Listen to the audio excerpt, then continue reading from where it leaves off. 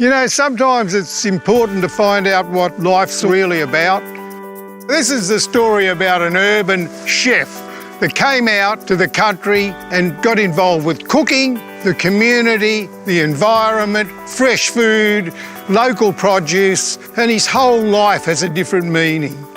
Martin Boetz bought a property amongst the farms in rural New South Wales and discovers the beating heart of the local farming community.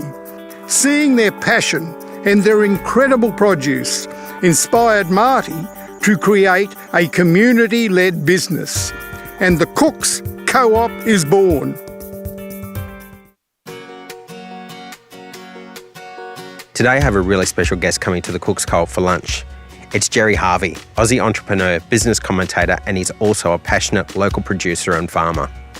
So today's recipe is twice cooked beef ribs, and I'm using this beautiful wagyu beef. It's from Gerry Harvey's farm. He's one of the biggest producers of wagyu beef in Australia, and you can see how beautiful and marbled it is inside, and that's why it's so special. But using any short rib beef is just fine for this recipe, and it will turn out just beautiful and delicious anyway, but we're just using this because it's extra special. So I'm going to get a braising pot, and I'm just going to put the beef ribs in there. You don't need to brown them. We're just going to snugly put them in there and set them aside for a moment. To the boiling beef stock, add some carrots as well as the stems of parsley and celery to give your stock extra flavour. Now for our sauce. To a pan, add some oil and then some carrots, just roughly chopped. To that, add some eschalots, but you can use any kind of onion. And then also adding 6 or 7 cloves of garlic. From my garden, I'm adding rosemary and half a bunch of thyme, and stir that through as well. You can then add some really ripe tomatoes, and I'm also adding these lovely little sweet cherry tomatoes that I picked up this morning. Stir that all through until it starts to caramelise. Just want to put some salt into there and some black pepper, and also a bit of celery too. I'm also going to add some bay leaves because bay leaves go really well with beef as well. So we've got all the vegetables in the pan now, and you can hear it sizzling. It's on quite a high heat, and all of the aromats and everything is really starting to smell really caramelised, and that's what you want because we want the end result, the end sauce, to be really rich. I'm going to add the hot stock to this. And then, just for extra richness, I'm going to add 1 ladleful of some tinned cherry tomatoes. And then I'm going to get my hot stock and pour it over the beef. Seal your pot with some baking paper and put this into the oven at 160 degrees for 3 to 4 hours.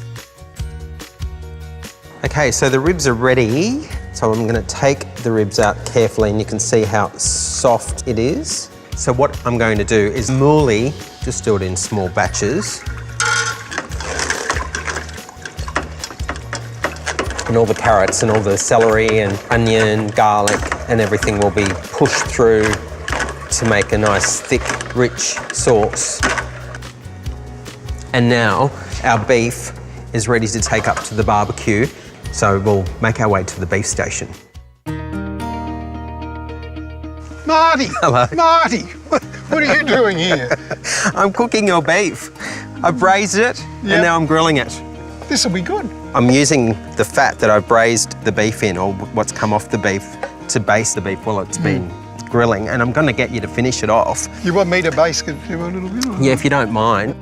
Oh, no, look, you've done a wonderful job. I've already turned it once, so you can see it's caramelised quite well on one side. Yep. And just to keep it a bit more moist. I'll just give it a little bit. Yeah.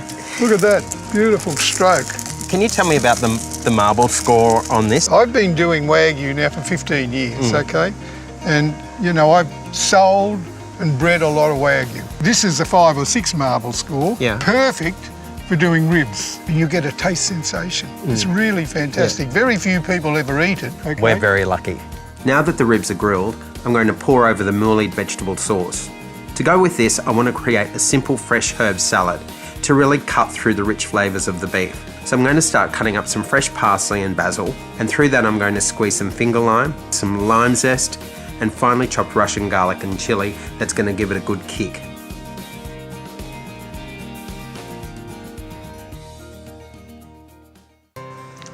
If you said to me, how many times have I eaten something better than that? Huh?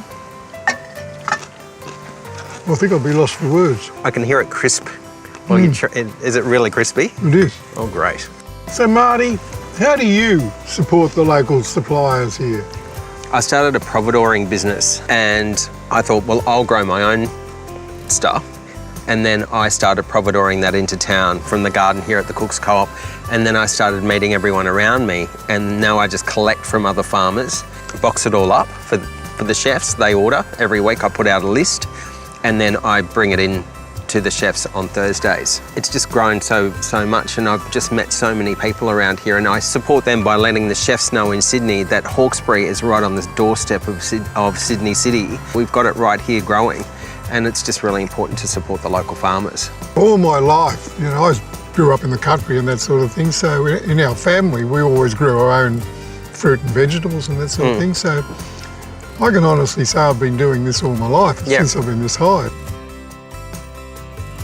This is my pet project. So we're about to extend the shed, build a bigger kitchen, bathrooms. We're going to get a license and we're going to serve cocktails and serve more of your wagyu beef. And it's also promoting the Hawkesbury.